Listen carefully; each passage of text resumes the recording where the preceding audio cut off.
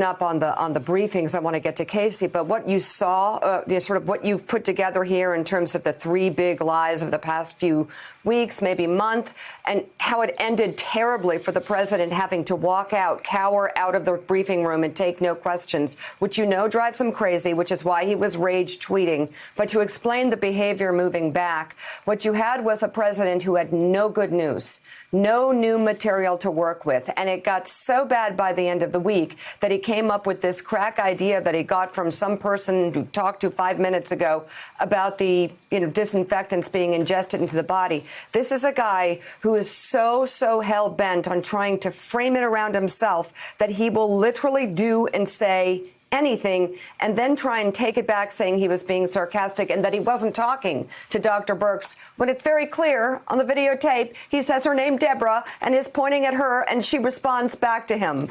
So you want to take a look at that just in case you read the president's tweet and he said he didn't mean it. He was just being sarcastic and he wasn't actually talking to Dr. Deborah Birx.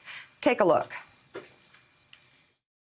I would like you to speak to the medical doctors to see if there's any way that you can apply light and heat to cure.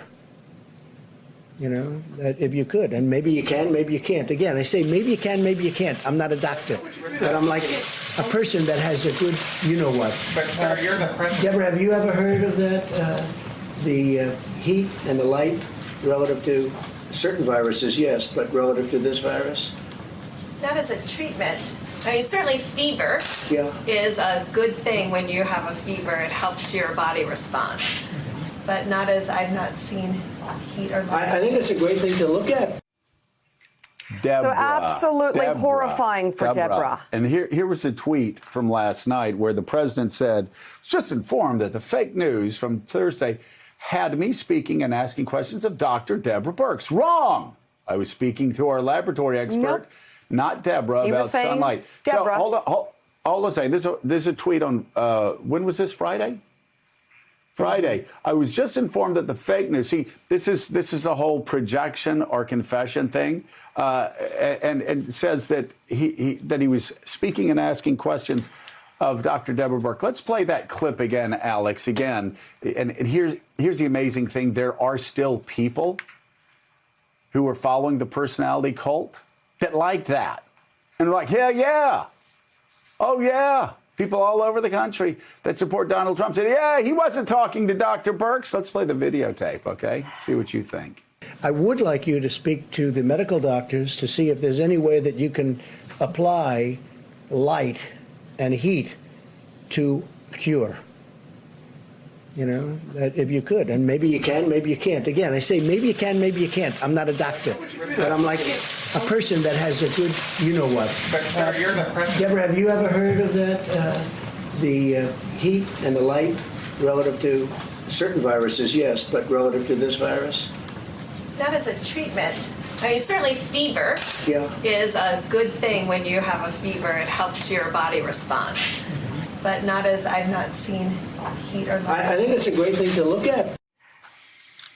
She is so patient and she is doing her best. And this woman has the most incredible career, incredible life story. And now she is dedicating every minute, every second of her day to helping save Americans from this virus and find an incompetent president his way through it. And yet he does that to her to try. I don't know. Does he know that he's damaging her? Does he know he's putting her in a terrible position with a quack idea and forcing her to talk about heat and light? And she has to grasp for an answer and explain to him that maybe a fever, but no. But no, you're an idiot. You're a moron is what she's thinking. Okay? And you can see it on her face. And I'm really sorry, Mr. President, that you put her in that position. This really reputable, credible, unbelievably prepared woman who has spent her entire life getting ready for a crisis like this. And you're a joke. And you try and make a joke of the entire situation. People have been begging, Mika, people have been begging the president to get focused on testing for 3 months now. I think 3 months, 2 months, 3 months.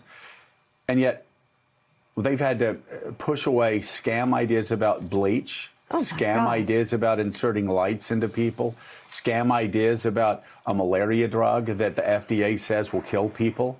scam ideas about the pandemic not coming back in the fall. Well, that's just not true. And of course, that was in March. Scam ideas about the heat coming in April and magically having this virus go away. This magical April that we're in, actually, more Americans are going to die this month than, by the end of the month than died in Vietnam, the total tally. And then you go back to February, he's talking about it magically going away. In January, he's saying it's nothing to worry about. It's only one person. It's only 11 people. It's only 15 people. They've been dealing with him pushing these scam ideas in his year of magical thinking for 4 months now, instead of working to do what every medical and scientific leader said, which is develop expansive testing.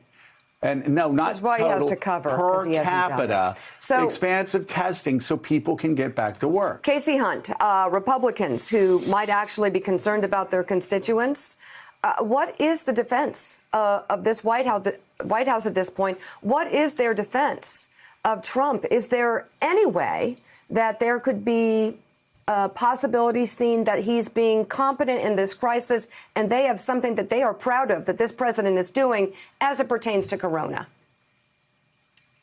Well, Mika, the Republican that you've heard speaking out the most on this issue has been Larry Hogan, the Republican governor of Maryland. And we showed a little bit of what he had to say about this, which is that the health lines in his state were overwhelmed over the weekend with calls from people wanting to know if they should follow the president's advice.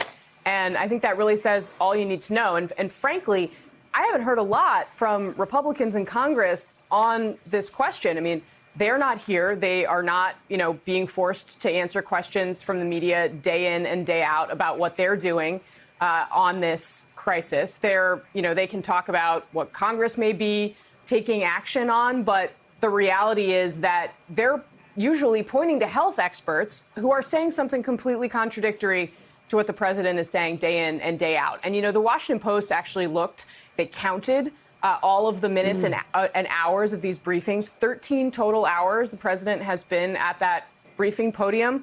He spent twice as much time promoting hydroxychloroquine from the podium as he did talking about the people who have died from this virus, talking about the victims, expressing sympathy for them. They counted just 4.5 minutes the president spent on these 50+ thousand Americans who have died. This week we may cross, there may be more Americans killed by coronavirus than were killed during the Vietnam War. 4.5 minutes he has spent talking about those Americans, compared to 9 minutes for hydroxychloroquine, 45 minutes praising himself, and 2+ hours attacking other people. That seems to really kind of tell the story of how this president has been handling this crisis. And those Americans who maybe are listening to him, and he is the president of the United States, people are scared. They're looking for somebody to believe, for an authority figure to help tell them what to do, to help get them through this crisis. If they are going to follow this president's advice and what he is saying, there are going to be ramifications. They are going to figure out for themselves that what he is saying is not the things that the doctors are telling us to do. And that seems to be a recipe for disaster for all of us. Thanks for checking out MSNBC on YouTube, and make sure you subscribe to stay up to date on the day's biggest stories. And you can click on any of the videos around us to watch more from Morning Joe and MSNBC. Thanks so much for watching.